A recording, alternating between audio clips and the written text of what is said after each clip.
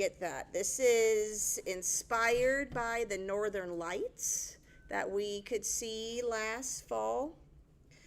As the lights of the night sky dance to the music and rhythm of the power and glory of Yahweh, my heart is filled with awe and praise. Thanksgiving spills over and floods my soul. I long to take hold of the folds of the night sky and wrap myself in your robe of color and brilliance. Hold me, Yahweh, in your hands. Lead me to dance the dance of eternity with you, my God and my Savior. Very cool. Thank you. I apologize for not seeing that email in time. Was that Psalm? That was a psalm. What? She wrote it. As one of our participants just wrote it. Yep. And we read a few last week, and I forgot to read this one. So I wanted to make sure I did that. So tonight we are talking about Job. And I spent the day reading Job because I don't think I've actually ever done that. I don't really know if I recommend it. It's kind of a lot. But now, you're supposed to know things. And anyway, I know more now. But so Job, okay, big picture, wisdom literature. Job and Ecclesiastes seem to be more closely related topic-wise in regards to Psalms and Proverbs. Experiential wisdom. We are asking questions like why God lets bad things happen. I used to ask why God lets bad things happen to good people, and when I did that, people got all hung up on the good people part, and you miss the bad things part. So now I just say why God lets bad things happen. And I'm not sure Job answers this question, because I'm not sure that's the question we're to be asking. We're never promised anything very positive, right? If we're going to follow Jesus, we're supposed to pick up our cross, and then Luke adds daily. That doesn't sound fun at all, but this is what following Jesus entails. So I wonder if a better question to ask that Job will answer is how do we respond when, not if, bad things happen? And we'll see that Job is silenced by God's response. He's put in his place. And I think we need to sometimes be put in our place as created compared to our Creator. So Job has a lot of stuff, and we're going to see if we can plow through it. But I don't know if I've ever heard a sermon from Job. I've never offered to teach it to my adult Sunday school class. But this doesn't mean we should ignore it or pretend it's not there or explain it away. But maybe we do need to, just like we have our laments in the Psalms, spend some time wrestling with this so that we can get in right relationship with God, so that our perspective maybe can change. So this maybe is my thought about Job in the first 5 minutes of class. But anyway, we do not know who wrote Job. The rabbis attribute it to Moses. I don't, but I'm not a rabbi, so I think the rabbis just tried really hard to make everything fit. Moses is our ultimate hero. So the majority of scholars today think it's anonymous. We don't even attribute it to a Solomonic work, which is okay. There is discussion as to whether Job was real, like an actual person. I am okay with him not being a real person who actually lived. If this is... it starts out basically once upon a time. There was a man in the land of Uz. So if it really is just a moral story, I'm okay with it. Personally, I'm okay with this because we can still get meaning from it. It's included in our canon for a reason. But we will talk like Job was a real person. So if you want him to be real, that's okay too. What is interesting to me is when it might have been written, because if it is more a moral story, I don't want to use the word fable or myth because people freak out about it because I don't think they understand what fable or myth means. But if it was written during the United Kingdom, why? My question is, why was this written at all? What was going on in Israel's world that this story felt like it needed to be shared? I'm sure it would have been timely whenever it was written. So an interesting question to me, and I don't know if we can answer it per se, is what was going on that necessitated this book? The exilic period, the post-exilic period, this makes a lot of sense to me. We have a major faith crisis. The Babylonian gods defeated Yahweh and desecrated the temple and carted everyone important out to Babylon. And we just have stragglers left behind in Judah. And this was not at all what we signed up for. So the exile is a pretty bad thing that God let happen, but in the salvific plan, right? So big picture time, but also post-exilic period as we get to go back to our promised land and be restored and have this promise of the remnant. And then we have prophets like Jeremiah promising a new covenant, not written on tablets of stone, but on our hearts. Ezekiel promises the Holy Spirit. So, but this is all a long time coming, right? We have all these Old Testament figures that are Abraham promised all sorts of things that never come to fruition in their life. So, how do we remain faithful as we continue to wait for the Messiah? And Job could be helpful, maybe in changing what questions we ask, changing our perspective. But we really don't know. If we don't have an author, it's really hard to pin down the date of writing.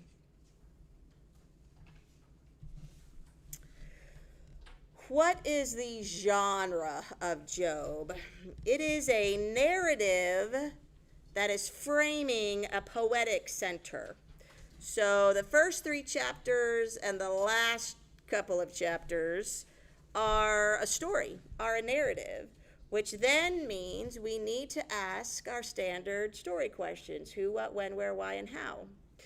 When we get to our poetic center, the dialogues between Job and his friends, now we're going to be incorporating the elements that we've talked about with Psalms and Proverbs. Is that it? Oh my gosh. Does it kind of feel like we've been doing this for a while? But this is okay. Me too. No, I sound tired because I am, but I'm really excited to be here. It's just simmering. Anyway, so yes, so everything that we, how there's like 7 days in a week and how jam-packed those 7 days, man. Anyway, it feels like a long time ago from last week to this week. So the figures of speech, our parallelism, the relationship of ideas one to another. These are going to be the things that we looked at in Psalms and Proverbs we can apply to the bulk of Job, because like over 30 chapters are the poetic elements of it. But having this, it's a little bit like Revelation, where the first 4 chapters are the letters to the churches, and then we move into the vision. So we need to spend a little time realizing what is framing this. So I think this will help us track what is happening in the text as we go throughout. So we are going to answer our standard story questions. Who are our characters? So obviously, we have Job. So in Job 1, if you have your Bibles, open them with me. We'll look at a lot of text. Job 1, 1 through 3 and 5. What is it that we learn about Job? There once was a man in the land of Uz, once upon a time. His name was Job. That man was blameless and upright, one who feared God and turned away from evil. There were born to him 7 sons and 3 daughters. He had 7,000 sheep, 3,000 camels, 500 yoke of oxen, 500 donkeys, and very many servants. So that this man was the greatest of all the people of the east. Jump to verse 5. And when the feast days had run their course, Job would send and sanctify his children, and he would rise early in the morning and offer burnt offerings according to the number of all of his children. For Job said, "It may be that my children have sinned and cursed God in their hearts." This is what Job always did. So what is it that we learn about Job in our introductory verses? Rich and faithful He's rich, he's faithful. feared God. He doesn't what? Feared God. He fears God. He's blameless. He's upright. Turns away from evil. This guy's a good guy. And it seems he's been blessed by God. Remember, we kind of wrestled with this, or I tried to wrestle with this in Proverbs. The Mosaic covenant says if you obey the law, you will be blessed. And if you don't, you will be cursed. But now we're going to have a story where this really good guy, for no apparent reason except the whims of those in heaven, are going to not be very nice to Job. So this is an interesting take, I think.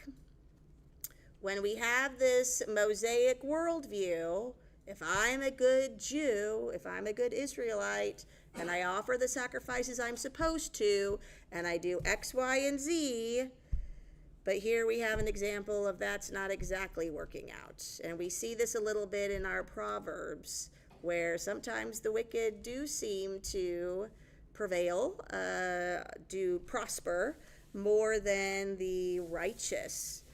The ideal world, it would not be that way, but we don't live in an ideal world. So how do we wrestle? How do we juxtapose these ideas?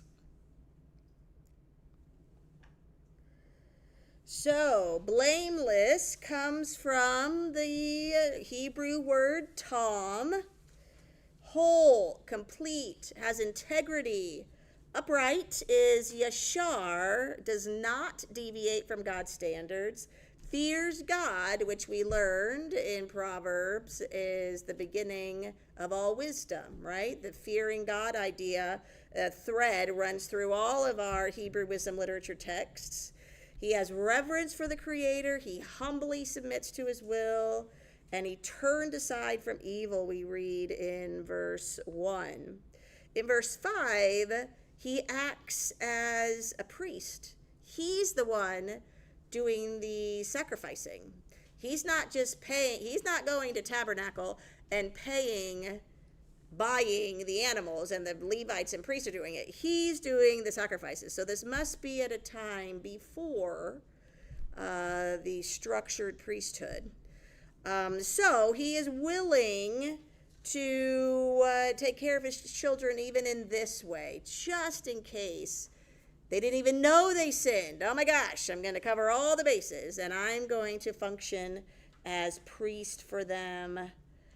So anyway, we read of Job's family. He has a wife. We will hear from her in verse 9 and 10 of chapter 2. He has children, 7 sons and 3 daughters. They are very nice. The sons hold feasts and invite their sisters. That's so great.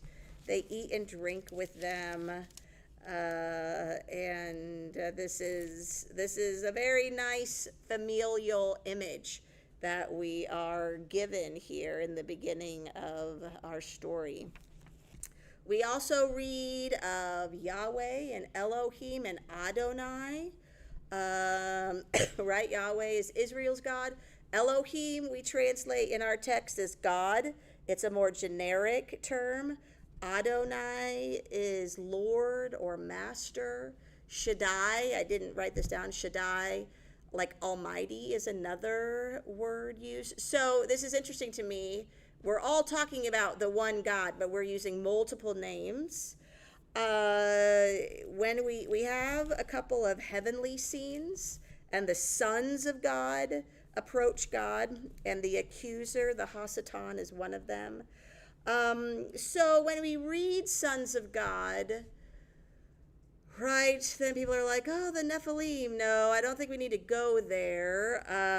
But maybe angel might be a better translation. In the Septuagint, in the Greek Old Testament, they had the Hebrew, when they translated the Hebrew into Greek, they use the angel word. So the Septuagint, at the beginning of the 2nd century BCE, understood sons of God as angels. So anyway, but we've got quite a few people.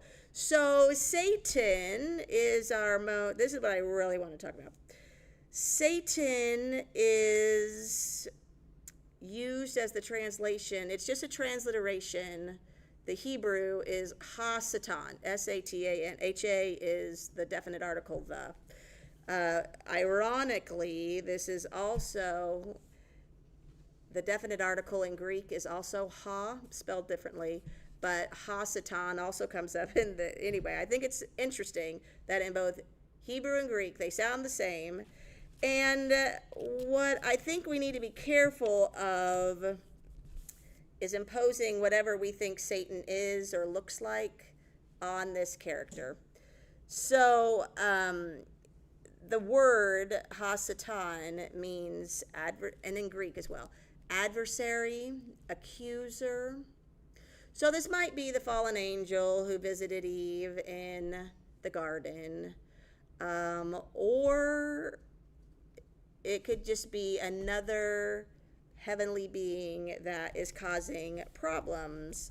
So I am not going to refer to it as Satan, but as the accuser in our lecture today, because that's, like, I think we need to maybe not use it as a proper name, but as an adjective for what this character is doing, this adversary accuser.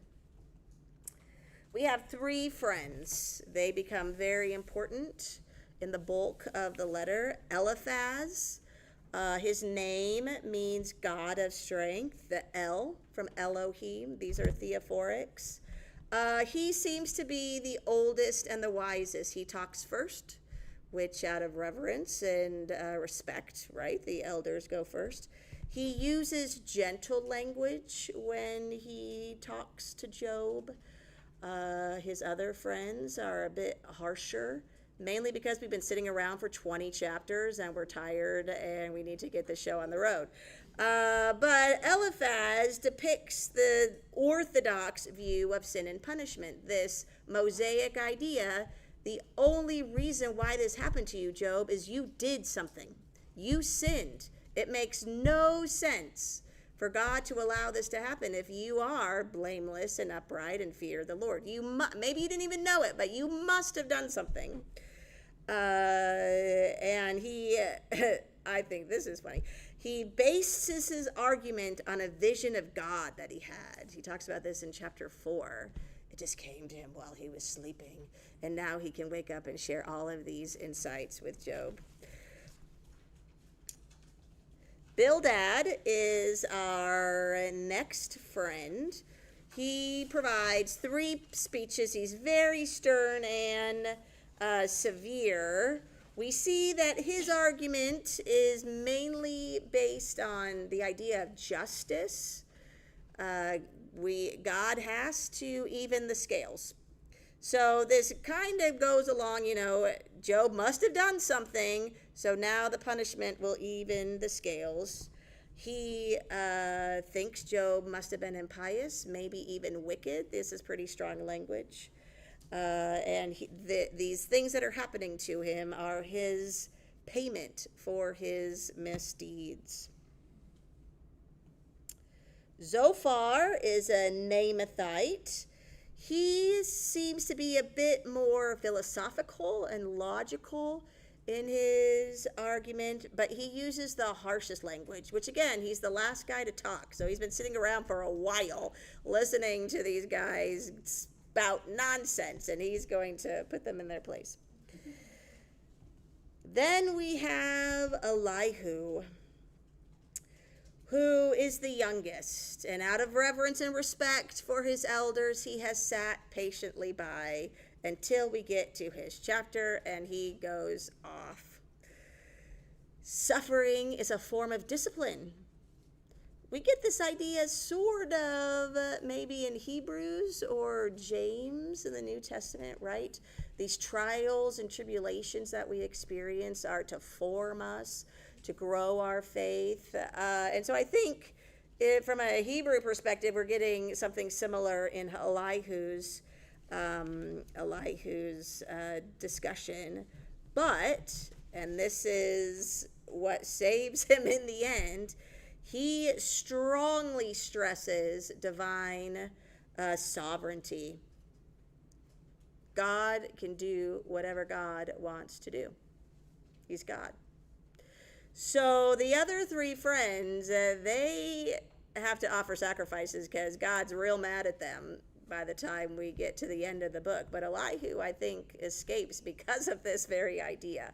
Because this is now getting closer to what God says when he speaks from the whirlwind. Where were you at creation? Oh, you weren't there.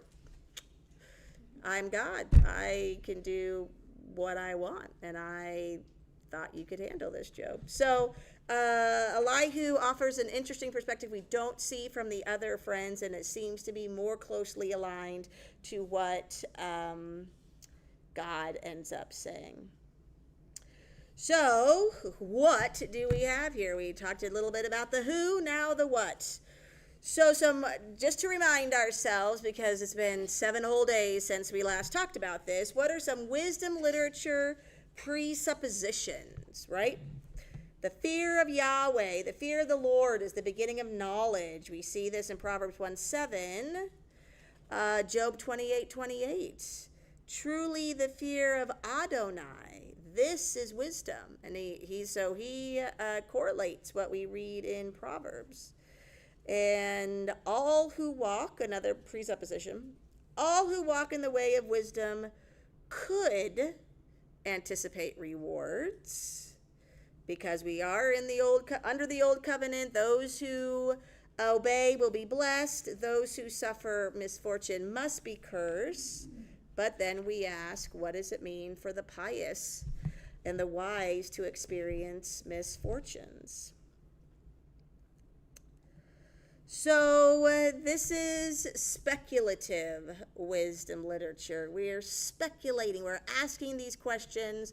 We probably won't figure out an answer, but let's think. This is what I think theologians do. I'm not a theologian. I do biblical studies, because I don't know if God can make a rock that he can't move. I don't really know why that's important, but some theologians think it is. Anyway, the speculative wisdom, let's sit around and think really big thoughts and not be able to answer our questions. They do in synagogue a lot.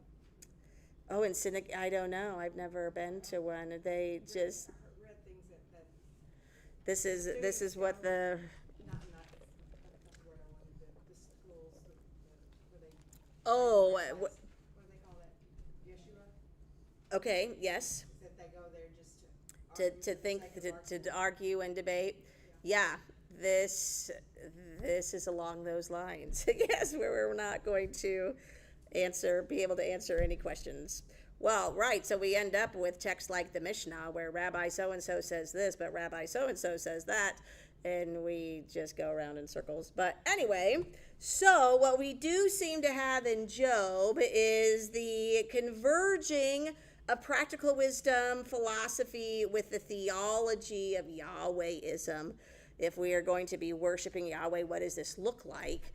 because now we have a situation where the Mosaic covenant these rules don't seem to work anymore. So I do want to take a little time.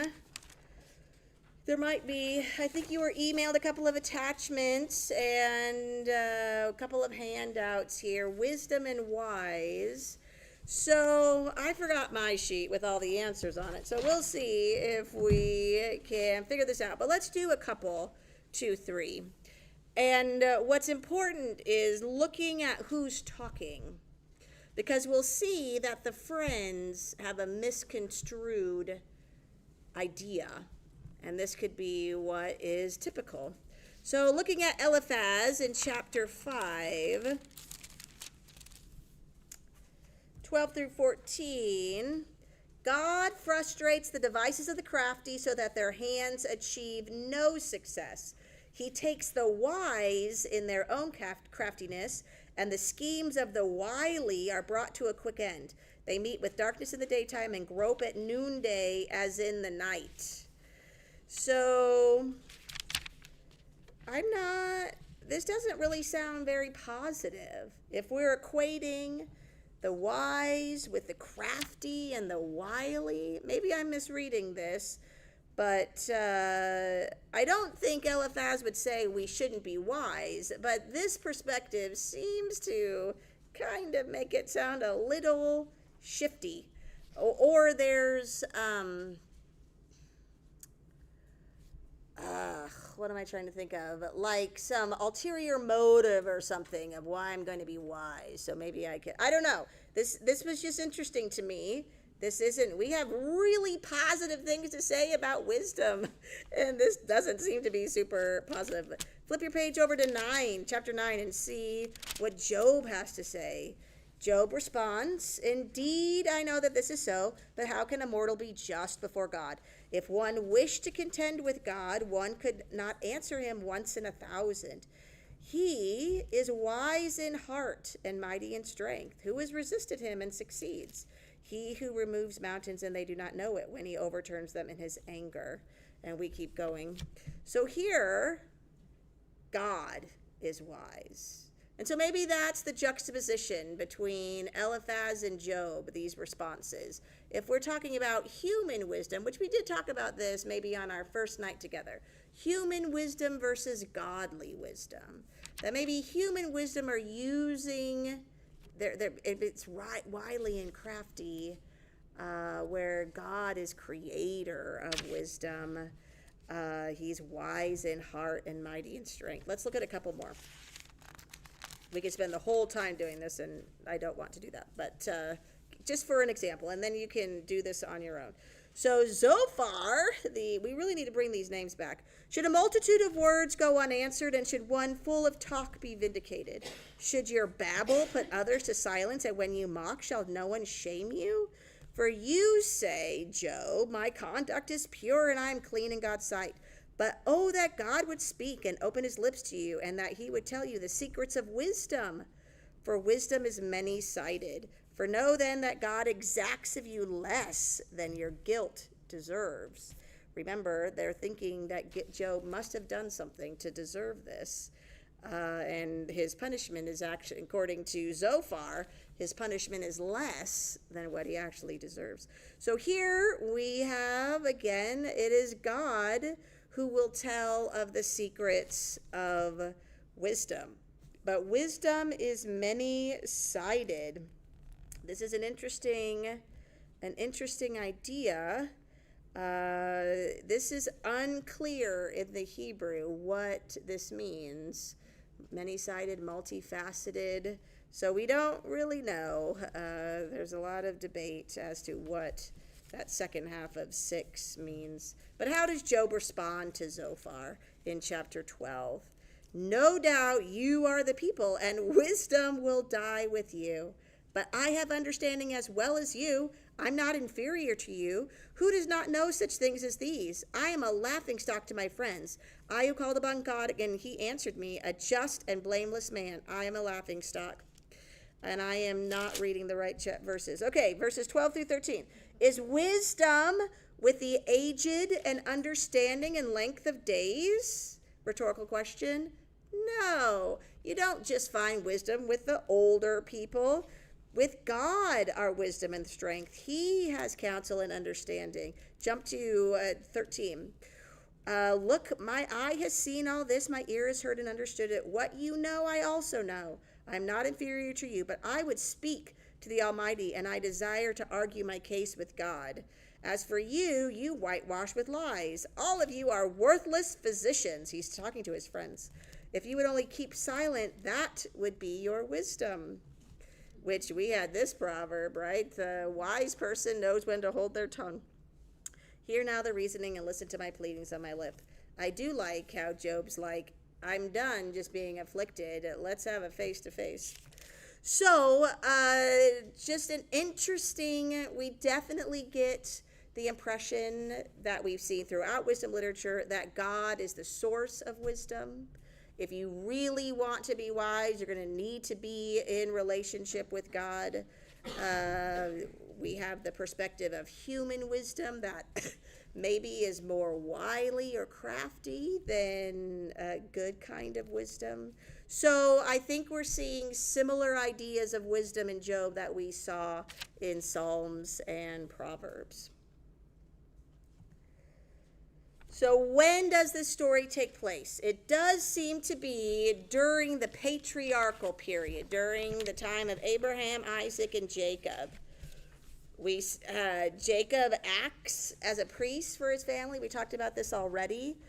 Job's wealth is given in the number of livestock he has and the number of servants. This was a typical way of describing during the patriarchal period. And we learn that he lives to be over 140 years old.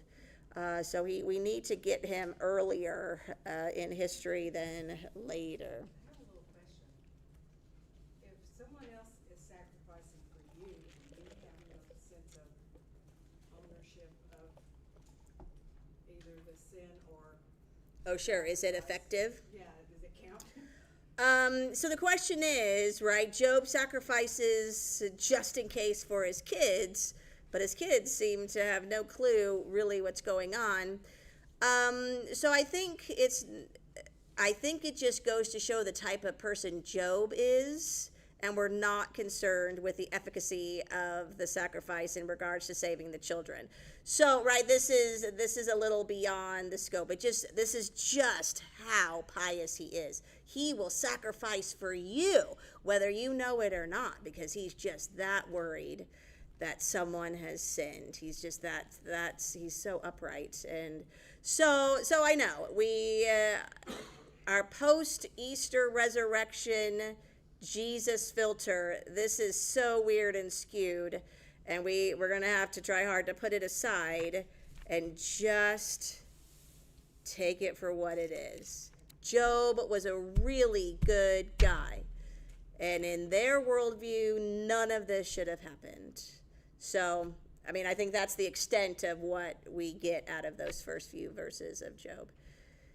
This starts getting into... it's a whole nother kettle of fish. Okay, where does this story take place? We read that it's in the land of Uz. We do not know exactly where this is. A couple of ideas. He does talk about, we do read in the east. So the question is, east of Edom, which would be maybe northern Arabia, or east into Edom, southeast of the Dead Sea. Because we did read, remember on our first night when we were talking about just the culture of wisdom literature, and we looked at Egyptian and Mesopotamian, and the East has always been considered where the wise come from, right? Where are the magi? Where are the wise men?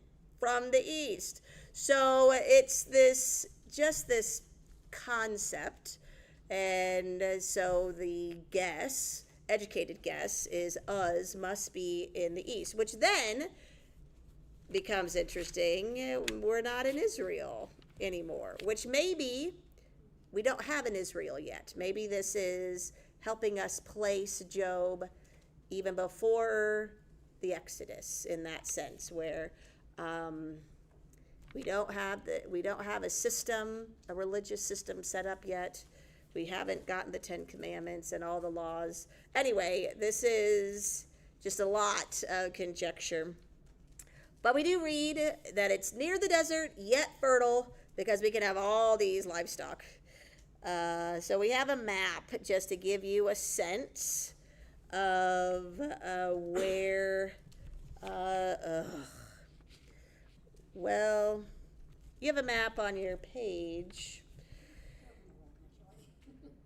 Super tiny. I just don't quite understand why this happens. And it doesn't happen, because now it's not even progressing.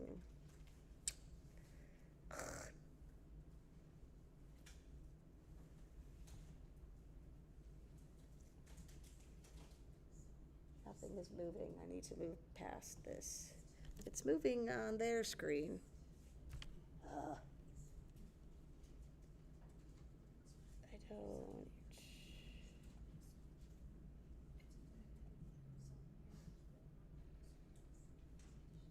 Come back to me. Oh.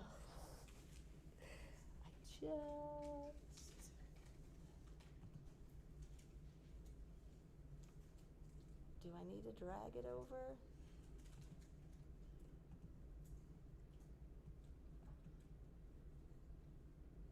What's that?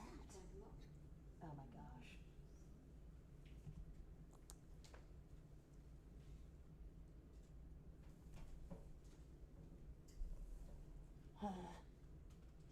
Well, I've lost my cursor. There we go. Okay, I don't know where we're at. What? Was this right after the map? Yep. Great. No one move. Oh my gosh. Okay. Who, what, when, where, why? Why was this written? Is it a response to pagan writings?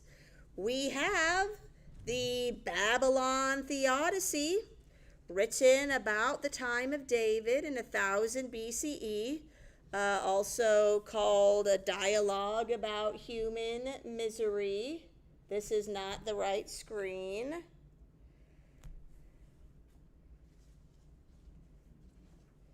And now there it goes.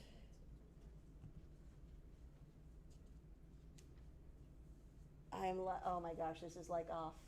Okay. Here we have this, the Babylon Theodicy. And what we see is that we have a dialogue, just like we have in Job, where we have a sufferer and we have friends, and they respond to their suffering friend just like Job's friends respond to him. Must be due to sin. But in this text, the gods are remote. They won't intervene. And they seemingly allow the prosperity of the wicked and the misfortune of the righteous. So, an Israelite, a Jew, will write this to correct this understanding. God is not remote. There's a reason behind this. He's sovereign, yes, but there was a point that we will learn at the end. So maybe Job was written in response, because this text could be a lot older than, right, if we're writing Job in the exile, and this Babylonian text was written during the time of King David, right? So we've got a long time coming. But it could be the other way around, right? Sure. Like the Babylonian Theodicy could have been written kind of in response to what they already had as far as Job. depending on when we want to date Job. Sure, we're real strong on the date of the Babylonian theodicy. So yes, if we have Job written by Moses, which I really don't think that's a strong theory, but if it's, before the time of David, the Babylonians could. I'm a little nervous on this because the Israelites were a nothing culture. They have no military power. They're not a political powerhouse. The Babylonians clearly dominate in every way. So it could be written in the other way, that the Babylonians are writing in response to Israelite literature.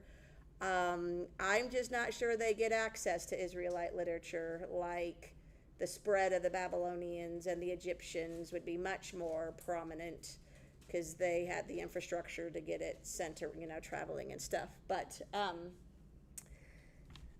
yes. I can't tell. What comes first, the Job or the Theodicy in your text, in your slide? Okay. Yes.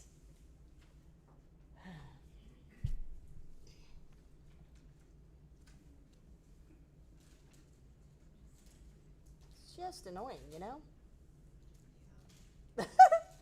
Yes, it is. And why? I don't want to X out of this because then I just don't think we'll get it back up and running.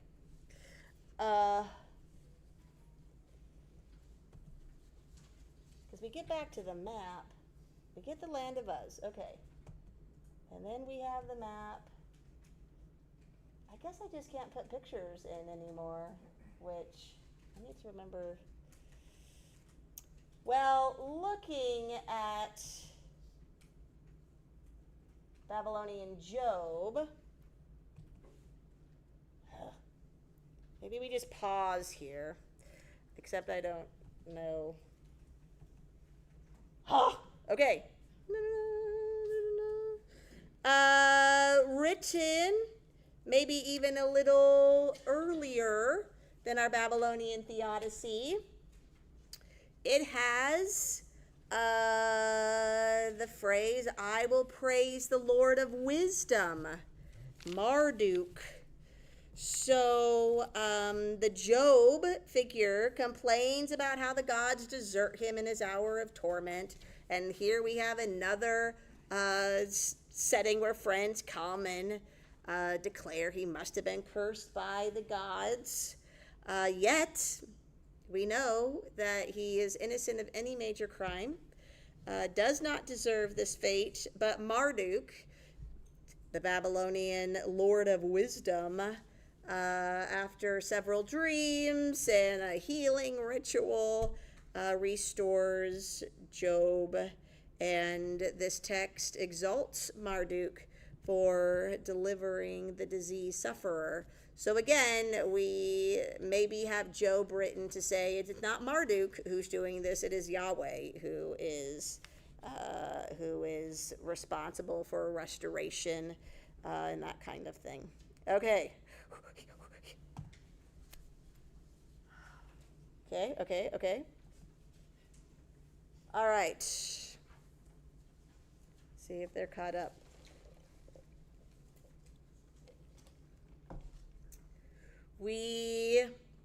So why was this who, what, when, where, why, and how? Who, where, and the why.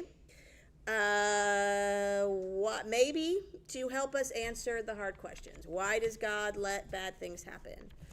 Also, maybe to help us answer what is the point of life. Why? I mean, if all we do is just wake up, go to work, go home, go to bed, do it again next day, and then we die. This is going to be Ecclesiastes next week as Kohelet looks back over his life and he says, what was the point? He ends well, but we will power through that one. But I think a better question maybe to ask is, how will I respond to life's difficulties? We are created because God created us. if you will, we might say it was his whim, but I think it's more than just whimsy. We have a purpose. We are called to a purpose, and the point of life, I think our text will say, is figuring that out and then living that to the fullest while honoring and worshiping God. And then how was the text composed? We have lots of literary styles within our framework. The prologue is more narrative. We have these dialogues, which are more poetic.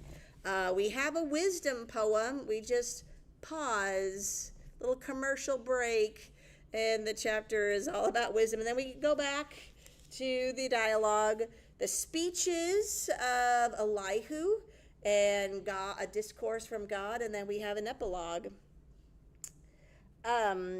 Various literary forms.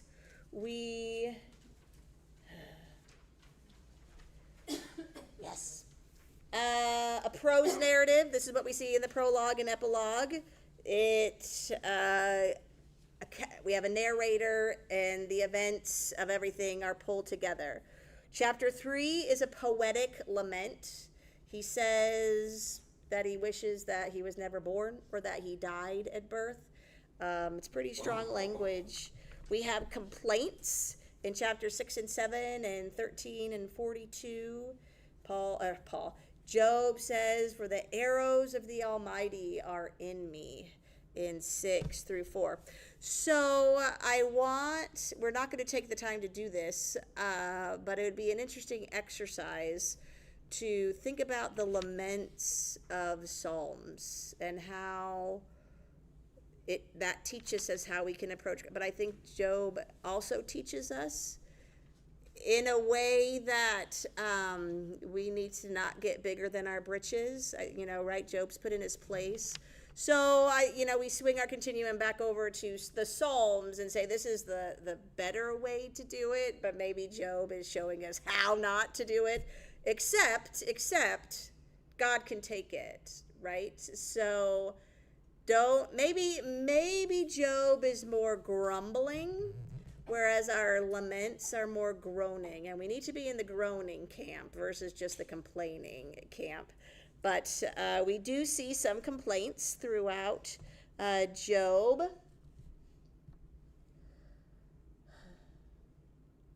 We have a hymn, a songs written of praise.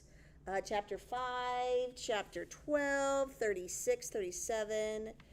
God does great things, unsearchable, marvelous things.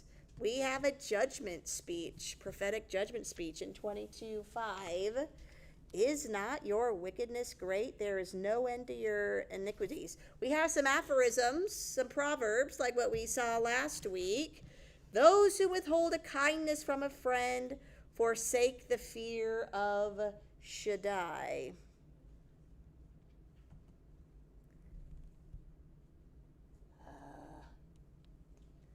This is not even all that exciting of slides. I just don't know why this is happening.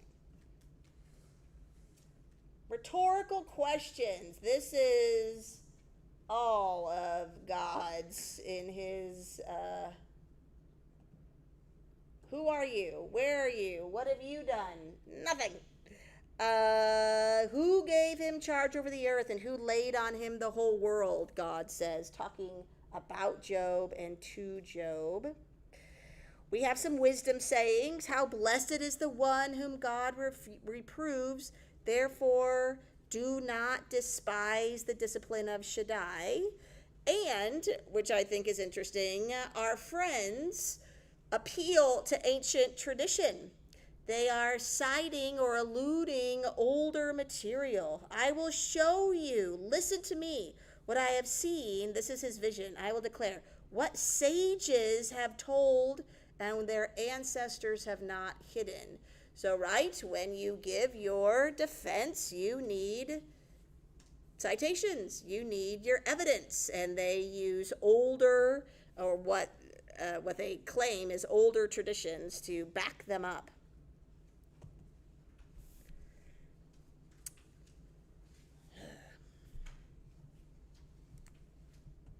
just don't even understand why this is happening. Okay, the Psalm parodies. There is a chart, a table in our text, but we also have a handout. It's like so delayed. So, I think this is interesting and kind of funny. I put parodies in quotes because a parody is kind of supposed to be funny, but maybe satirical might be. I don't know, that's not quite the right word either. So in Psalm 8, you want to flip back there with me real quick. Just a minute. It's after Job. I don't know. The Hebrew Bible has a different order of books, and we translated out of, I don't know, Ruth or Esther. I would spend the entire class period just trying to find the stinking book in the Hebrew Bible, because it's printed backwards, right? Because they read right to left. So Genesis is the last, which is the first, but then they have their writings and the prophets and the law are all, anyway, Hebrew. Okay, Psalm 8. O Lord, our sovereign, how majestic is your name in all the earth. You have set your glory above the heavens. Out of the mouths of babes and infants you have founded a bulwark because of your foes to silence the enemy and the avenger. When I look at your heavens, the work of your fingers, the moon and the stars that you have established, what are human beings that you are mindful of them, mortals that you care for them?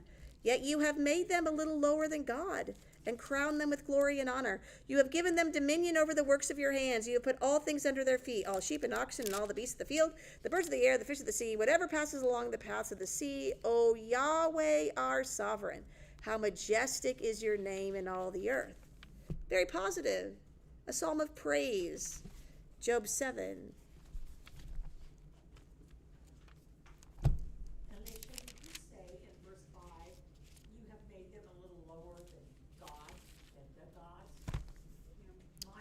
What does yours say?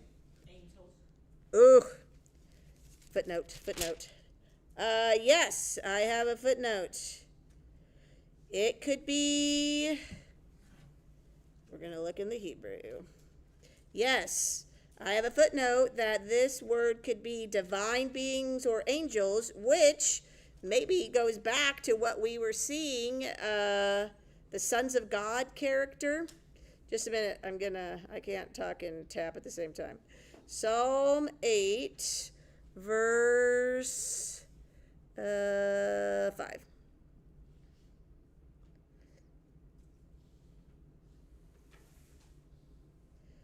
So the word is the Elohim word, which oftentimes in our Bible it just is God, the generic. But this is... So here, my Hebrew Bible app is translating Elohim as angels, but in Genesis, it's Elohim that creates the world. So this is now why we don't study Hebrew and we stick with Greek, because it makes so much more sense. So, this becomes, I do not have an answer to this as to why, but this is why we all need really good study Bibles that have these little footnotes in them to maybe help us get,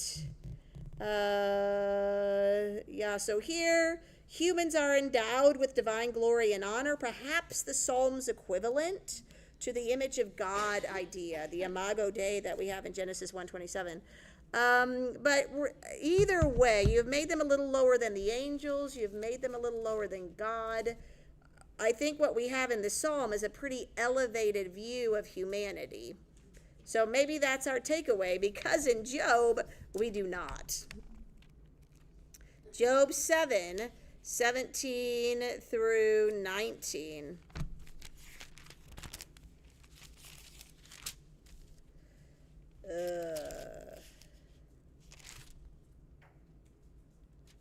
Job 7. Is this right? This I don't think is right. That's too bad.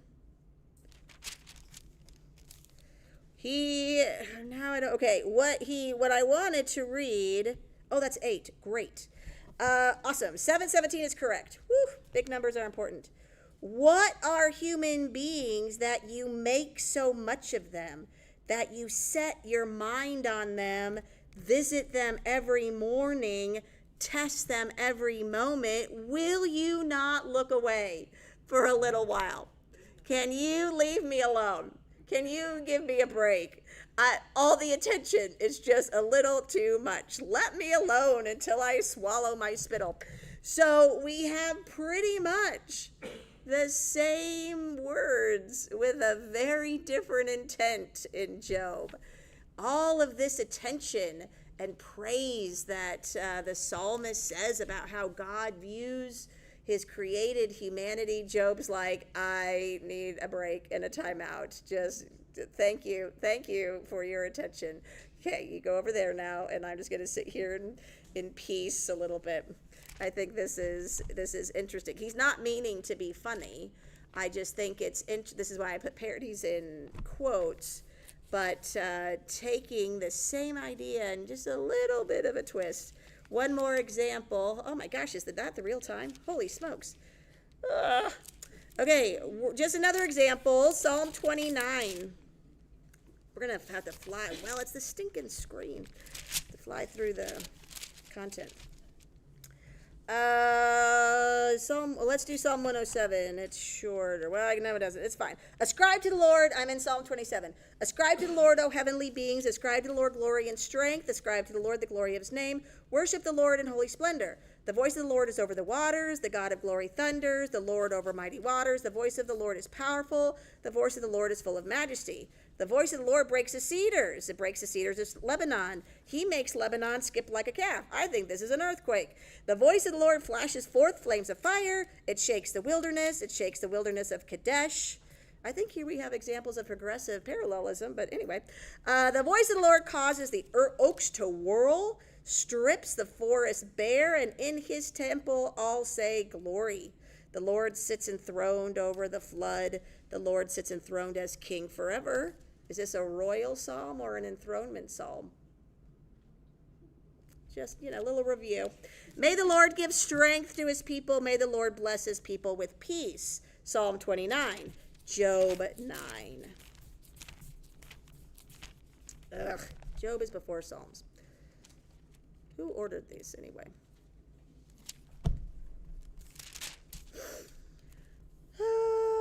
Indeed, I know that this is so, but how can a mortal be just before God? If one wished to contend with him, one cannot answer him once in 1,000. He is wise in heart and mind and strength. We read this a little bit.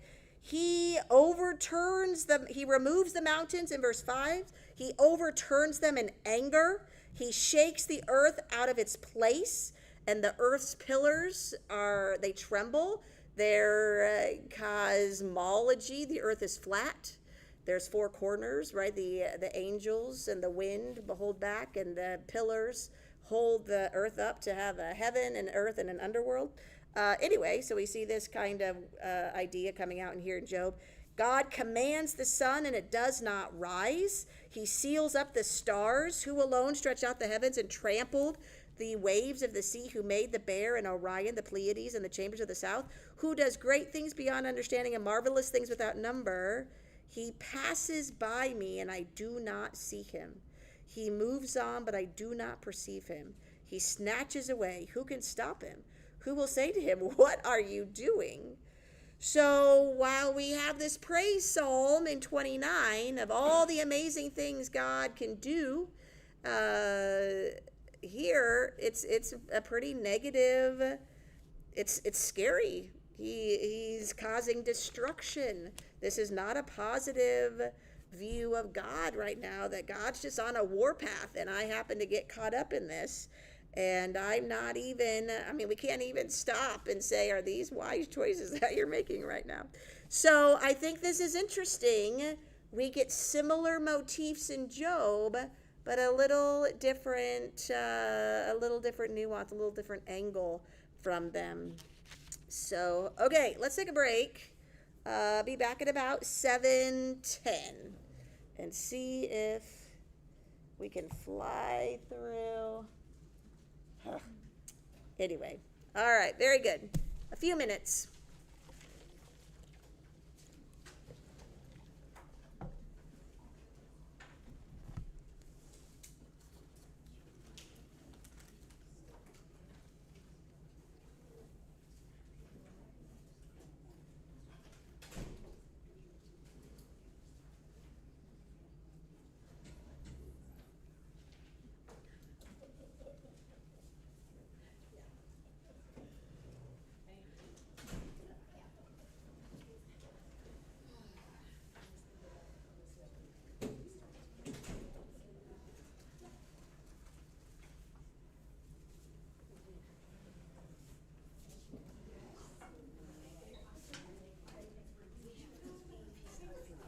Oh, I'm sorry. Okay.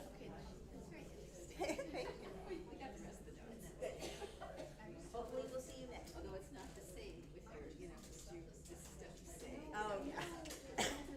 Well, the link will be good, but yes, next week.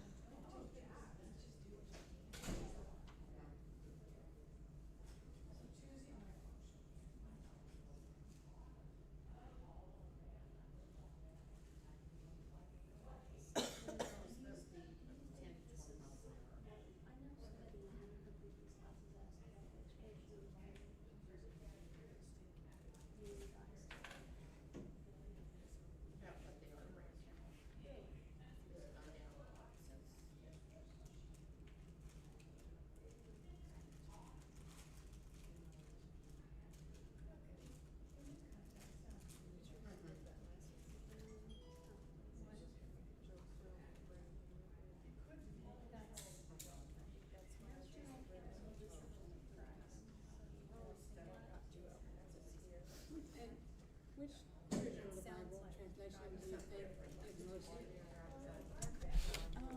This is the New Revised Standard, and I like ESV or NASB.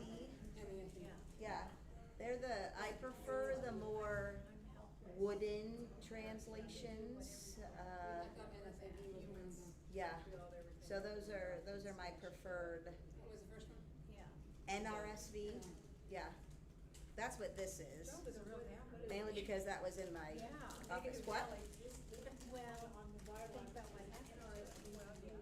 Updated edition. Yes, NRSV, right. Is that still?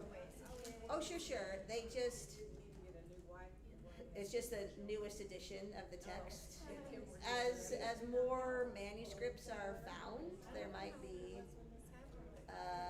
some verses that are dealt with maybe, the changes aren't drastic, but it doesn't hurt to every, 20 years or so, touch base and so, but yeah.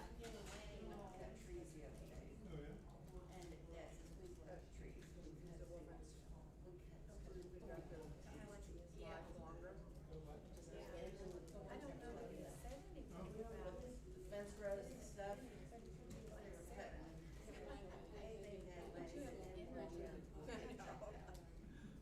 I can tell a difference. Yeah. Shelby was born in my 40s, early 40s. In fact, I might have been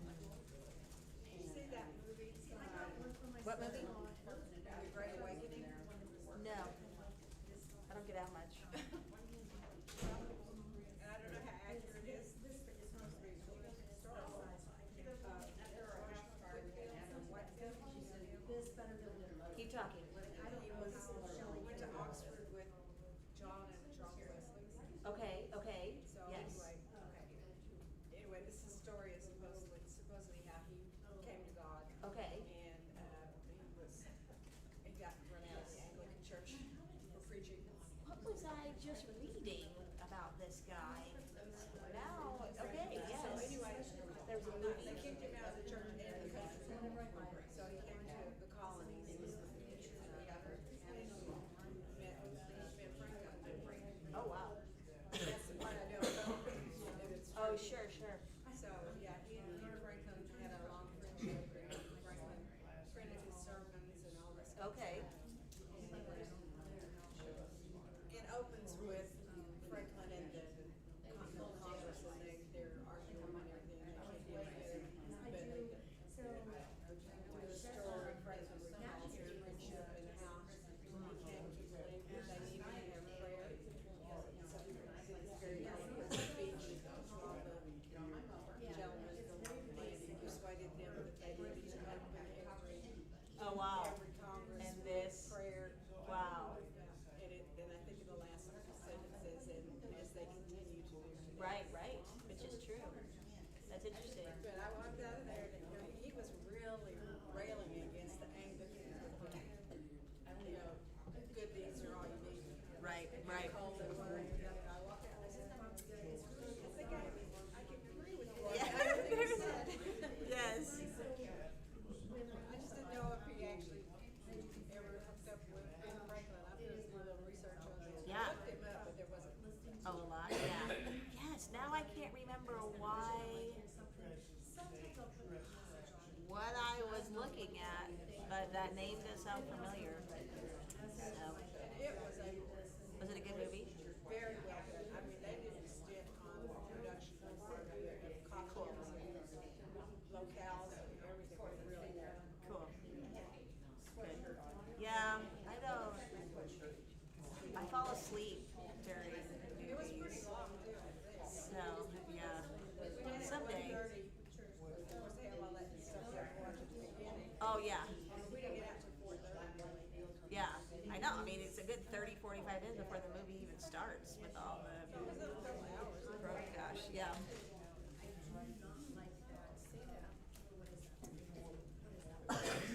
They only show it once a day.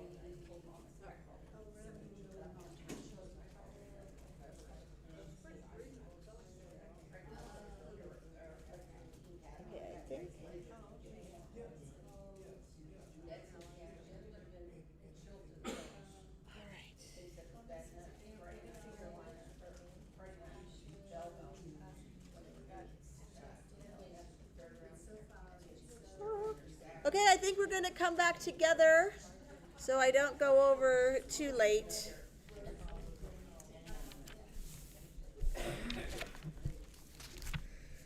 So as we think about the structure of the text, we've got some theories as to how we can divide the book. It could be just based on the individual components. If we're going to try to outline it, this could be an option. Chapters 1 and 2 are about Job's affliction. We have the dispute between Job and his three friends in chapters 3 through 31, the speeches of Elihu in 32 through 37, 38 through 42, the beginning of 42 are God's speeches, punctuated by Job's submission, and then a story about restoration in our epilogue. So this is one way that we could outline the book. We have a table in the next screen.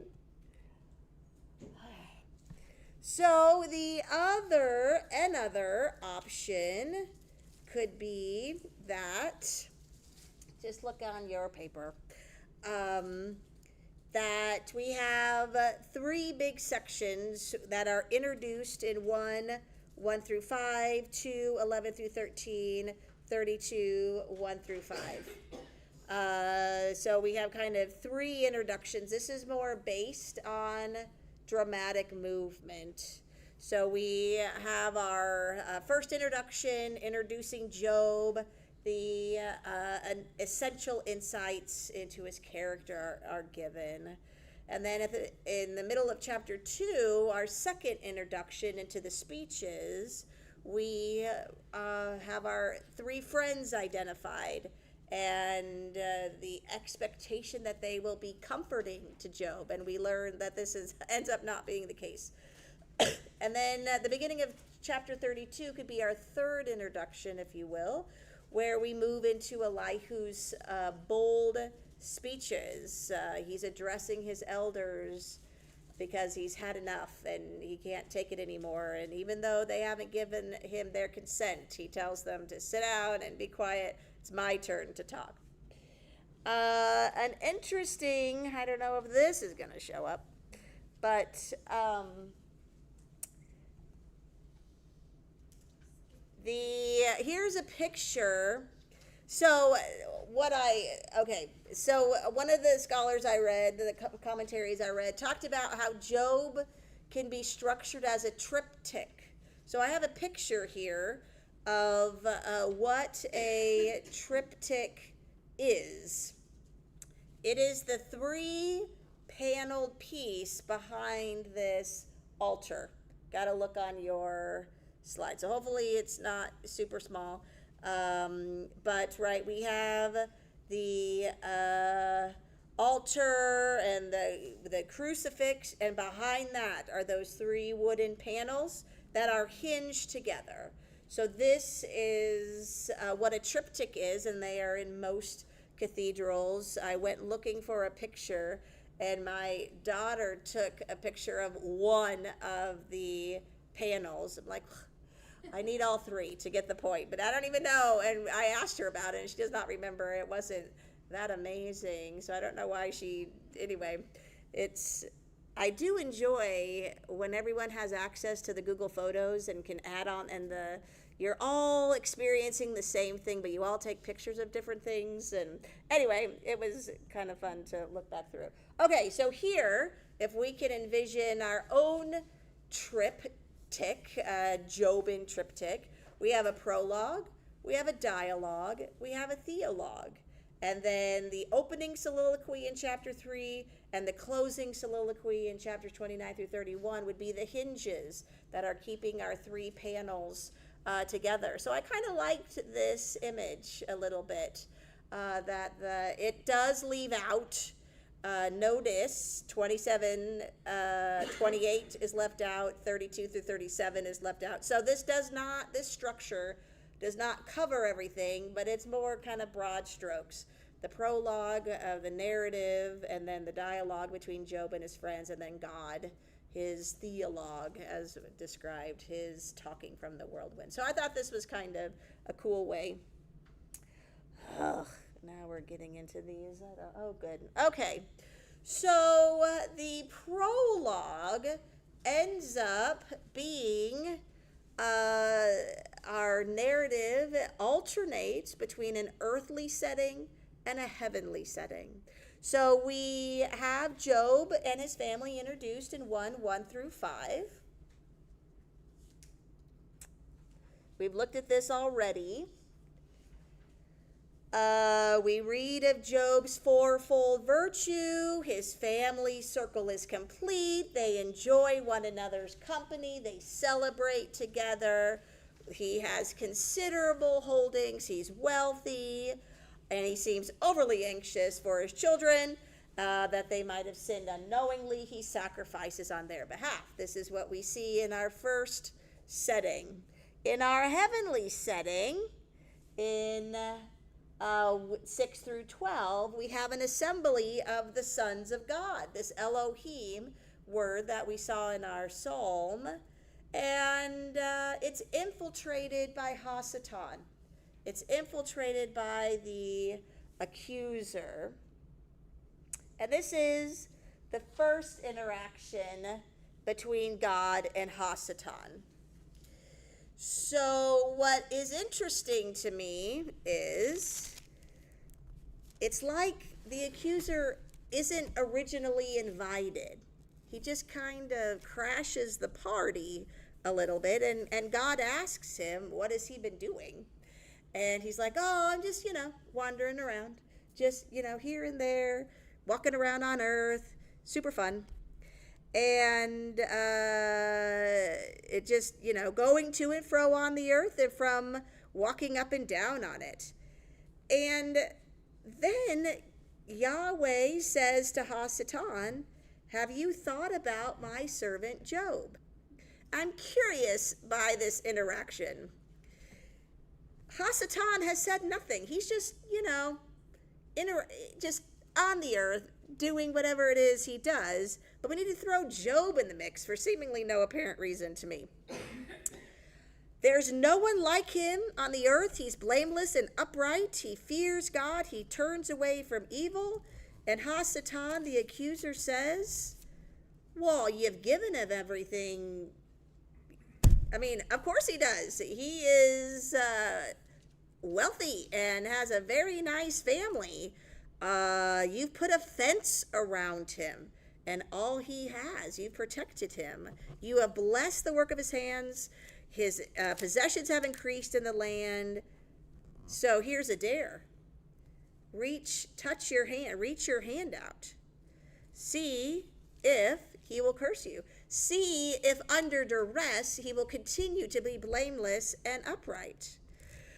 Very well. This is how I hear Yahweh saying this, a little bit of a sigh. Fine, I'll take your dare. He is in your power. And this is not really what the accuser asks of him, right? The accuser says, you, God, stretch your hand out. No, I guess you can mess with him. You just can't, do not stretch your hand against him. So Satan went out from the presence of the Lord. You can't kill him, I think is what we're saying in verse 12. So this is our interaction, the first heavenly reaction. You can't impact his health or his life. So he goes to earth, and 1:13 through 21 are the calamitous activities of the accuser on Job and his possessions. The telling of this story is just super dramatic. They're eating and drinking. They're in the oldest brother's house. A messenger comes. The oxen were plowing and the donkeys were feeding. The Sabians fell on them, carried them off, killed the servants with the edge of the Torah. I alone have escaped to tell you. While this guy was still speaking, another servant comes. The fire of God fell from heaven and burned up the sheep and the servants and consumed them. I alone have escaped you. While he's telling his story, another servant comes up and says, the Chaldeans formed 3 columns, made a raid on the camels and carried them off, killed the servants with the edge of the sword. I alone have told you. While he was speaking, another came. Your sons and daughters were eating and drinking wine in the elder brother's house, and suddenly a great wind came, struck the 4 corners. It fell. They are all dead. I have alone have escaped to come tell you. So Job gets no reprieve. One after the other, the servants are falling over themselves to come tell Job what has happened. We alternate between earthly powers and heavenly forces. Job is getting this from all sides.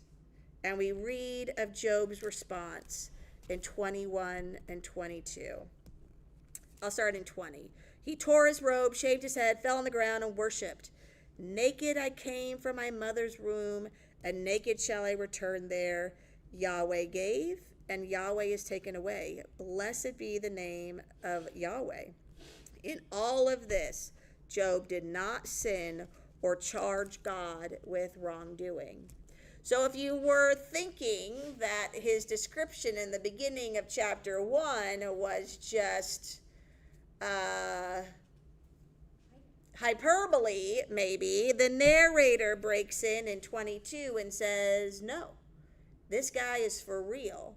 Even after all of this, he does not sin. We have another heavenly vision, another assembly of the sons of God, maybe the angels, and again, infiltrated by Hasatan. Where have you come from? Like God doesn't know. Coming to and fro on the earth and walking up and down in it. Have you considered my servant Job? It's like a very repetition of what we just had from what we saw in the first heavenly meeting. There is no one like him on earth. He still persists in his integrity, although you incited me against him. Like, it's all Hasatan's fault. I don't know. This is so odd to me. Then the accuser says, skin for skin. All that people have, they will give to save their lives, right? You really didn't impact Job all that much. He's still healthy. He still has his health. He's still living. Stretch your hand out now and touch his bone and his flesh, and he will curse you. Very well, he is in your power. Only, you can do whatever you want, but you can't kill him. So again, the accuser is telling God to do this, and God's not doing it. He's letting the accuser do all of this himself. So, like I said, this second heavenly interaction pretty much plays out like the first. And we read that the accuser can do pretty much anything he wants, just can't kill him. So then we have our final alternating scene in our prologue into chapters 2, 7 through 10 is the second bout of calamitous activities. Cool. So Job is inflicted by sores. We hear of Job's wife for the first time, and she is awesome. Do you still persist in your integrity? What are you thinking? This is horrible. Curse God and die. This is a very human response. Though you would think that Job would have married someone nicer. I don't know. You speak as any foolish woman would speak. Shall I receive the good and not the bad? Again, the narrator says, in all of this, Job did not sin with his lips. We are introduced to Job's friends in 11. They see him. He's taking potsherds and trying to scrape the boils off his skin. And they sit with him in silence for the time of mourning, 7 days and 7 nights. And then we will walk through the content. We have different cycles of dialogue here. We have in chapter 3 his despair. Let the day perish in which I was born. Why did I not die at birth? And then he wishes that he would really be lying down in quiet. It would be actually, maybe I'd prefer death to survival and the grave to misery. I would be asleep and then I would be at rest if I didn't have to experience this. This first cycle overall focuses on God, his nature, his wisdom, and that Job needs to repent. He must, this is the big message from his friends, that he must have done something to warrant this treatment. In chapters 4 through 5, we hear from Eliphaz. We talked about how he's the oldest one, so he should go first. And basically says, practice what you preach. You need to live the way you talk, which the narrator has told us he has. He is amazed at how Job is wilting under, right? You should, if you really are as pious as you say you are, you should have confidence in the fear of the Lord. But clearly you must have done something there, otherwise you shouldn't have deserved this. But this is also God's discipline, maybe, so don't despise God's discipline. In chapter 6 and 7, he responds. I like that this is set up like a dialogue, so we get the chance to hear Job's side of the story. 6 2. Oh, that my vexation were weighed, and all my calamity lay in the balance. And then he tells at the end of it, in 24, teach me, what's the dude's name? I get them all mixed up. Eliphaz. Teach me, Eliphaz, and I will be silent. Make me understand how I have gone wrong. Show me where I'm wrong. Stop assuming my guilt. Why do you not pardon my transgression and take away my iniquity? For now I shall lie in the earth. You will seek me, but I shall not be. Well, this didn't really get the point across, so Bildad jumps in chapter 8.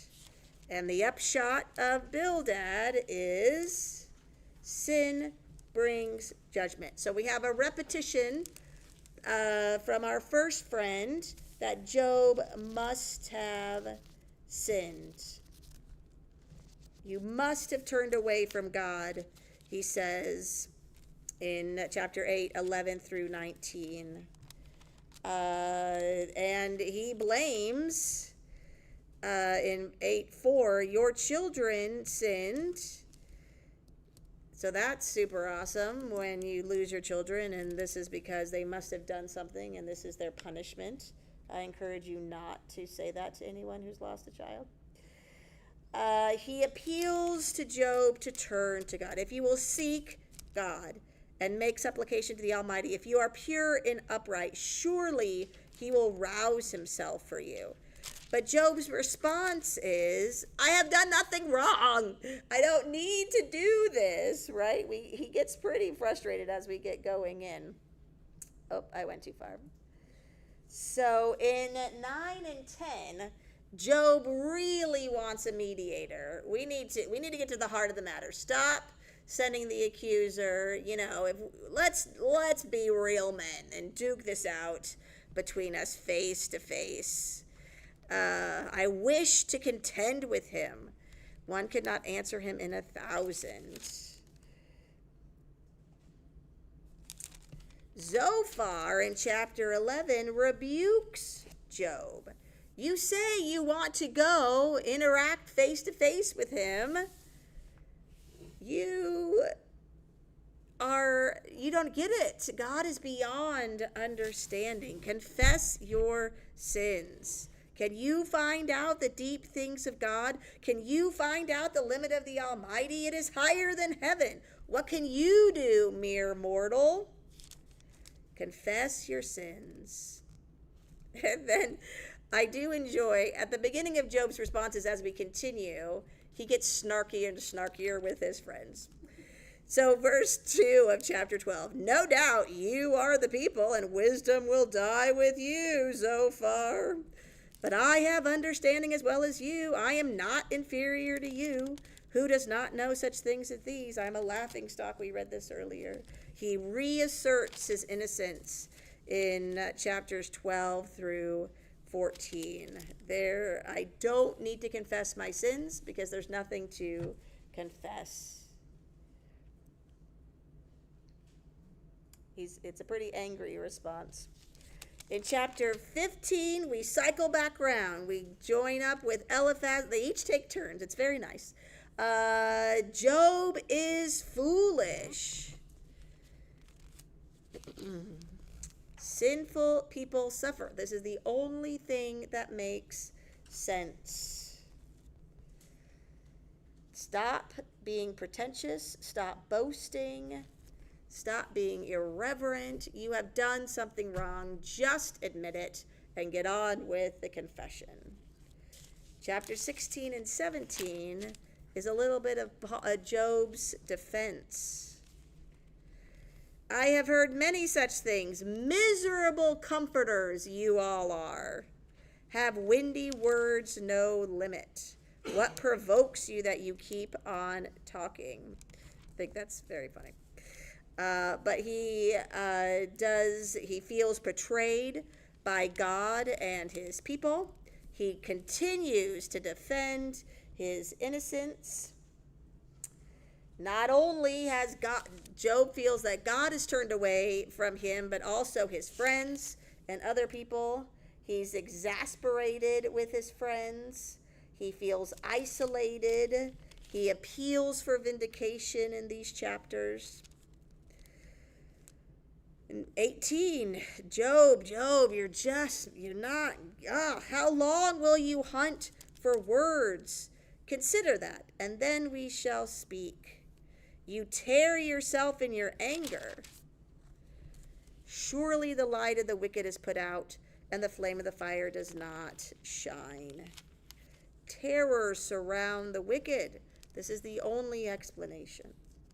Chapter 19, God must hate me. There's no reason. If indeed you magnify yourselves against me and make my humiliation an argument against me, know then that God has put me in the wrong and closed his net around me. But my Redeemer lives. In 19, what verse is this? 25. For I know that my Redeemer lives, and at the last he will stand upon the earth. And after my skin has been thus destroyed, and then in my flesh I shall see God. When I shall see on my side, and my eye shall behold, and not another, my heart faints within me. So he can still have these really profound theological statements, even in the midst of all of this. I think this really becomes our big takeaway. Can we remove ourselves from our troubles enough to have a little bigger perspective? And that is so hard when we're in the midst of it. In chapter 20, Zophar resents Job's rebuke, and goes to explain the sad state of sinners. The wicked person's prosperity will be cut short. Divine retribution upon the sinner is an appropriate response to his sin. But Job says the wicked do prosper. There's no guarantee of justice in this life. And we have a little sense of this in some of our Proverbs. And I think we will read this next week in Ecclesiastes.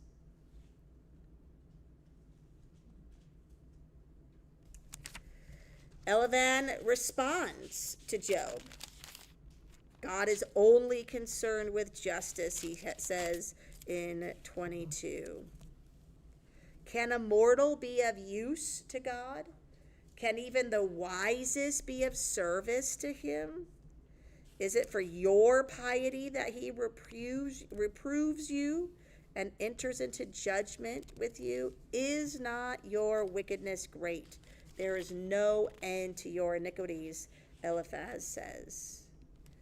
So then Job pushes back in 23 and 24. Why does God allow the wicked to prosper? We see these questions being asked in Proverbs as well. Job feels like it's an injustice, what he's been experiencing at the hand of God. To allow the wicked to prosper any length of time is an injustice. And Bildad says in 25, well, humanity is ceremonially unclean. No one can stand before God. Reiterates Eliphaz's argument that we read earlier. Doesn't really add much new. Job must be unclean. This is it, Job. How many chapters do we have to beat this over your head with you? And yet, for 5 whole chapters, 26 through 31, Job reasserts his innocence. Job describes God's work, discusses how what men hear of God is only a faint whisper compared to God's awesome power. He, in chapter 7, swears an oath. As God lives, I am innocent. In 28, here is our pause where we have our poem about wisdom. And then 29, he picks up again a picture of 29 through 31 kind of sums up his case. We have a recap of his former happiness. a betrayal of his present suffering, and he continues to protest his innocence. He is morally pure. He has not been deceitful. He's not guilty of adultery. He has concern for others. He offers sacrifices for others. He has not placed his trust in wealth. How many different ways do I have to tell you I am innocent? There's nothing that I have done that's warranted this treatment. Then we get to the speech of Elihu, 32 through 37. We're in our third cycle of dialogue. The second half of the last verse of 31, the words of Job are ended. He's done talking, the narrator says. So, the narrator goes on. These three men ceased to answer Job because he was righteous in his own eyes. Then Elihu, son of Barachel, the Buzite of the family of Ram, became angry. He was angry at Job because he justified himself rather than God. He was angry also at Job's three friends because they found no answer. Nothing that they said in their speeches was sufficient. They did declare Job to be in the wrong. Now, Elihu had waited to speak because he was the youngest. They were all older than him. But when he saw that there was no answer in the mouths of these three men, he became angry. I am young in years, and you are aged. Therefore I was timid and afraid to declare my opinion to you. I said, let days speak, many years teach wisdom. But truly, it is the spirit in a mortal, the breath of the Almighty that makes for understanding. It's not old age or wisdom. So I waited for your words. I listened to your wise sayings while you searched out what to say. I gave you my attention. But there was, in fact, no one that confuted Job. No one among you answered his words. So I will give you my answer. I am full of words. It's like my heart is a wine that has no vent. Like new wineskins, it's ready to burst. Remember our parable? Putting new wine in old wineskins, or the other way around. This is a funny parallel to me. I must speak. So in 33, hear my speech, listen to my words. I declare the uprightness of my heart. Surely you have spoken in my hearing. I have heard the sound of your words. I have heard you say I am clean. Without transgression, I am pure. But in this, I'm in 33:12, you are not right. I will answer you. God is greater than any mortal.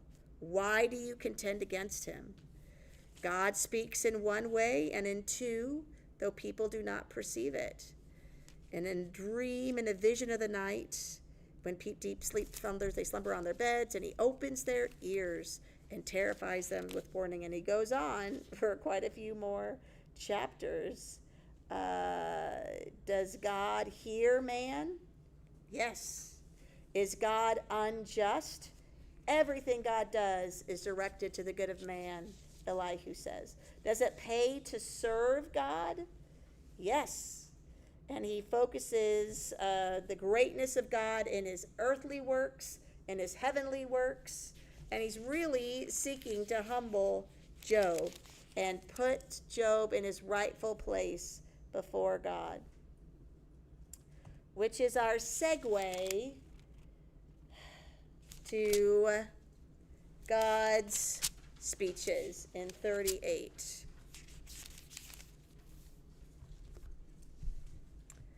Then Yahweh answered Job out of the whirlwind. Who is this that darkens counsel by words without knowledge? And we have a ton of rhetorical questions. Where were you when I laid the foundation of the earth? The obvious answer was, I was not there. Right? Who shut in the sea with doors when it burst out from the womb? I did, God says. I made the clouds its garment and thick darkness and swaddling bands. Have you commanded the morning since your days began, Job? Have you caused the dawn to know its place? No. Job there's no answer to this. Can you lift your voice to the clouds so that a flood of waters may cover you? In 40, just a second, where do we get a response? So the first speech has been described as a majestic harangue, which I think is just excellent. I think that's just the best. And God's fed up. He's listening to these crazy three friends and Job, and this is going on for dozens of chapters, and now he's had enough. Question after question about creation. What is interesting, though, there's in this first speech, there's no mention of humanity as what is created. So I think that is interesting. God shows Job his vastness, reminds Job of his proper place in the universe. In verse 40, chapter 40, and Yahweh said to Job, shall a fault finder contend with the Almighty? Anyone who argues with God must respond. You wanted a face-to-face? Here it is. Bring it. And Job answers Yahweh, I am of small account. What shall I answer you? I lay my hand on my mouth. I should say nothing. I have spoken once, and I will not answer twice, but will not proceed further. Verse 7. Gird up your loins like a man, Job. I will question you. This is what you wanted. You've been talking this whole time. Oh, then here it is.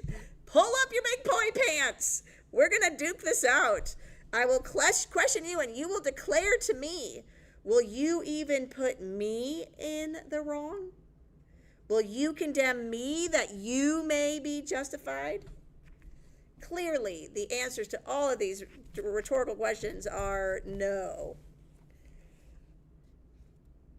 This is moving into the second speech.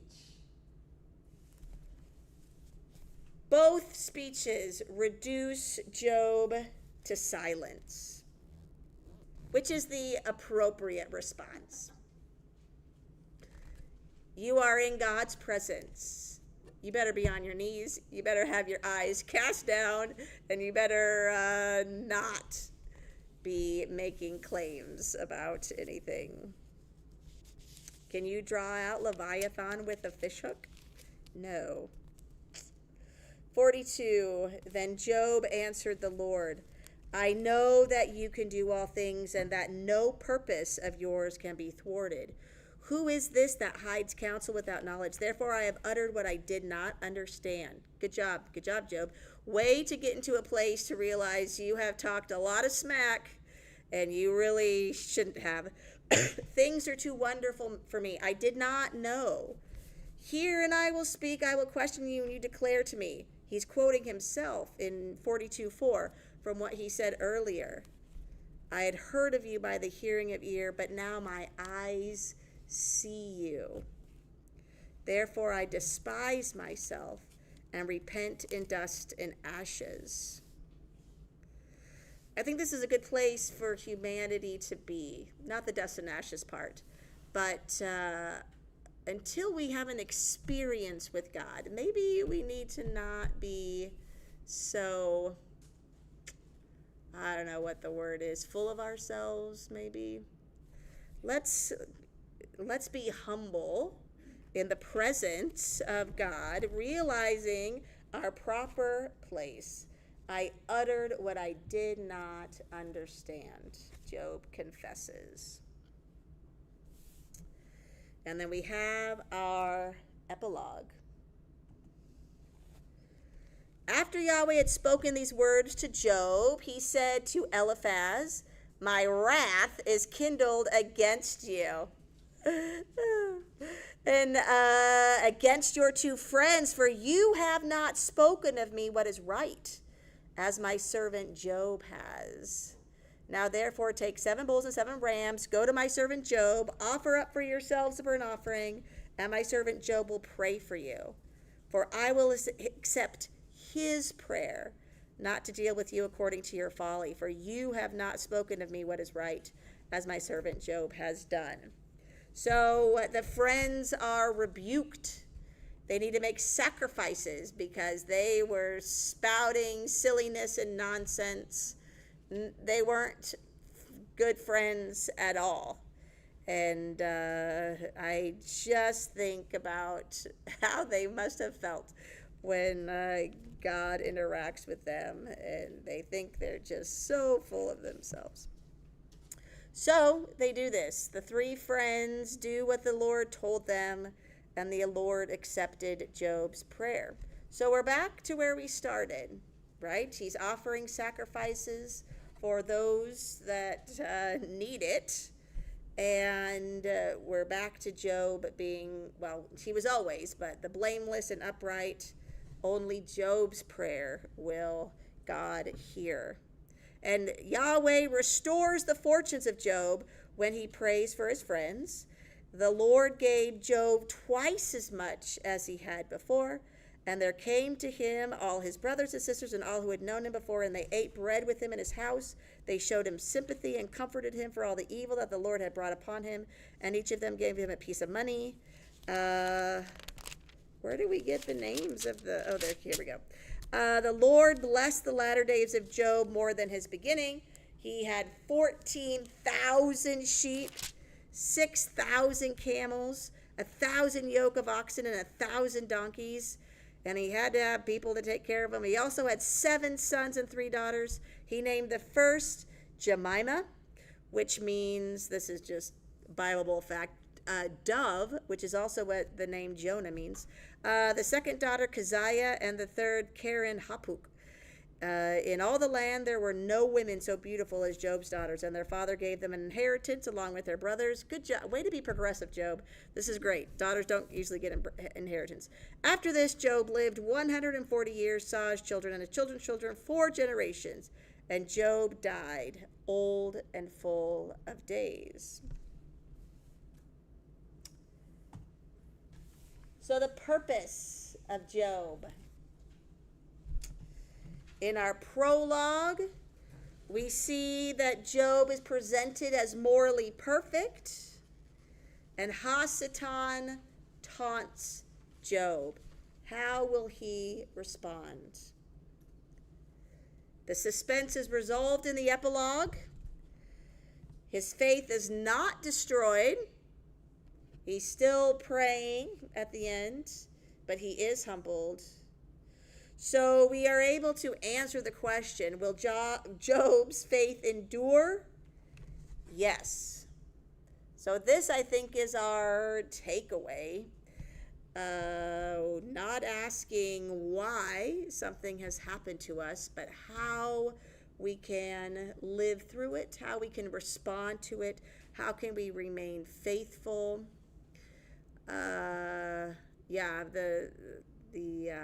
The question of sin in the world, and this is a hard question, and we've all struggled with it. We've probably been asked it, and it, in some ways, there's no good answer. Free will is the answer, right? God allows us to make poor choices and then deal with the consequences, but now these poor choices cause war. Or, some pretty major things. It is interesting to me, as always, we need to move into the New Testament when dealing with Old Testament texts. So what we see that the purpose of suffering in the New Testament seems to be, I pointed out these Greek words on purpose because the trials and tribulations in James right? Blessed are those who endure trials and tribulations. I don't think that's suffering. I think that's trials and tribulations. But in 1 Peter 1, 3 through 7, lupeo is the suffering word to mean to grieve or to pain. So here, our letter is written to the exiles of the dispersion. They are aliens, Jewish believers in these Roman provinces. So I think they are actually experiencing suffering in the sense of maybe persecution, oppression. But blessed be the God and Father of our Lord Jesus Christ. By his great mercy, he has given you a new birth into a living hope through the resurrection of Jesus Christ from the dead, and into an inheritance that is imperishable, undefiled, unfading, kept in heaven for you, who are being protected by the power of God through faith for a salvation ready to be revealed in the last time. In this you rejoice. Even now, for a little while, you've had to suffer various trials, so that the genuineness of your faith, being more precious than gold, may be found to result in praise and glory and honor when Jesus is revealed. So this, I think, aligns a little bit with Job, that through the persecution, the suffering, the oppression that they are experiencing, the point is their response. They have a genuine faith. They are not swayed by their circumstances, and they can praise and glorify and honor Jesus Christ. In Romans 5, 3 through 5, we have a different word, thlipsis, which is affliction.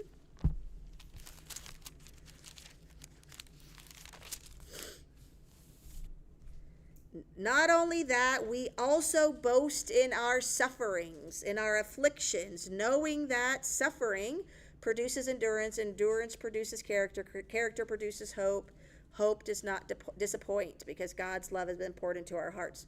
So here we move in the direction that it is shaping our faith and our faith journey. We have this progressive suffering, endurance, character, hope, so that it's not senseless. There's a reason. And if we look at it from this perspective, we can see that God can use this to grow us to be more like him. And in Romans 8:18, pathema, this is the noun of the verb to suffer. So this word in 8 actually means suffering. I consider the sufferings of this present time are not worth comparing with the glory about to be revealed to us. So now Paul's talking about his own experience. But again, they are minimized when we have a bigger perspective and see what our purpose of living is, to get to the end, to be in eternal presence of God. So this suffering is not the end all be all. We have something forward to look to. So I think that we have reiterations a little bit of ideas found in Job. We see them in the New Testament as well. There are going to be times we cannot answer these questions, but there's a reason, and we need to be like Job. Maybe not so pompous, but be willing to be humbled, be willing to be aware of our place in the pecking order of creation. So Shortcoming, his lack of humility, his failure to recognize the absolute greatness of God. yeah, so I do think Job seems to get a little wrapped up in himself, and it's hard to keep that step back perspective. And then his friends are of no help to me. I mean, in my mind. So I think they are harmful in It's too bad Elihu didn't, well, then we wouldn't have a good story. But, right, if Elihu had gone first, we'd be done in 6 chapters and it would dodge that bullet. But, and maybe Elihu's speech is more impactful because we had all this nonsense before. But yeah, so what's our takeaway as we go through our struggles?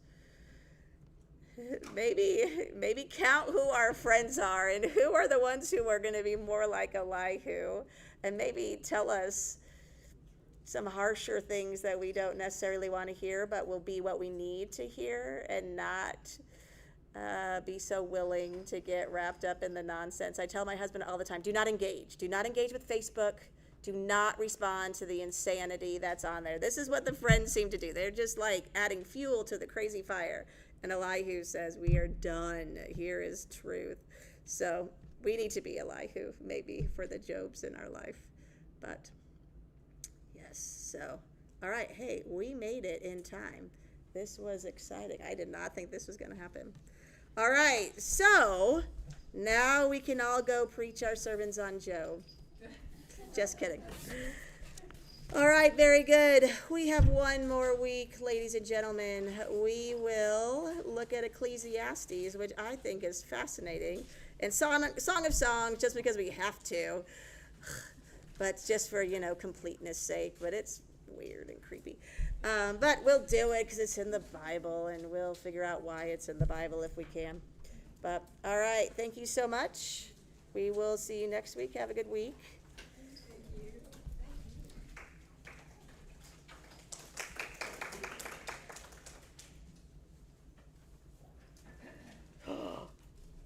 I never started recording. My bad. But it was broadcasting. I guess that's all that matters. Whoa.